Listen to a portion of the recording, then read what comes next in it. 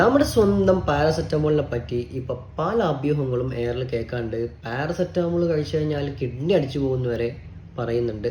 പക്ഷേ നിങ്ങൾ മനസ്സിലാക്കുക, പാരസെറ്റമോൾ ഒരിക്കലും ഒരു നെഫ്രോടോക്സിക് ഡ്രഗ് അല്ല. എന്ന് പറഞ്ഞാൽ പാരസെറ്റമോൾ കാരണം ഒരാളുടെ കിഡ്നി നഷ്ടപ്പെടില്ല എന്നാണ് അർത്ഥം.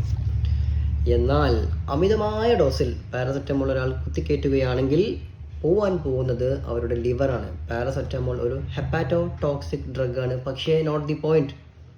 അമിതമായ ഡോസിൽ 500 ഗുളിക 4 മണിക്കൂർ ഗ്യാപ്പിൽ ഒരു ദിവസം 8 എണ്ണം വരെ കഴിച്ചു കഴിഞ്ഞാലും ഒരു കുഴപ്പവും പറ്റൂല. പക്ഷെ ഇതേ ഗുളിക 10-12 എണ്ണം ഒരുമിച്ച് അങ്ങെടുത്ത് കഴിച്ചു കഴിഞ്ഞാൽ അപ്പം മാത്രം ലിവറിന് പ്രശ്നം വരാം. അക്യൂട്ട് പൾമണറി ഹെപ്പറ്റൈറ്റിസ് വരാം. അതുകൊണ്ട് സാധാരണ നമ്മൾ ഉപയോഗിക്കുന്ന വളരെയധികം യൂസ് ചെയ്യുന്ന പാരസെറ്റമോൾ എന്ന് പറയപ്പെടുന്ന ഈ മരുന്നിനെ പറ്റിയിട്ട് അനാവശ്യമായ കാര്യങ്ങൾ പ്രചരിപ്പിക്കാതിരിക്കുക.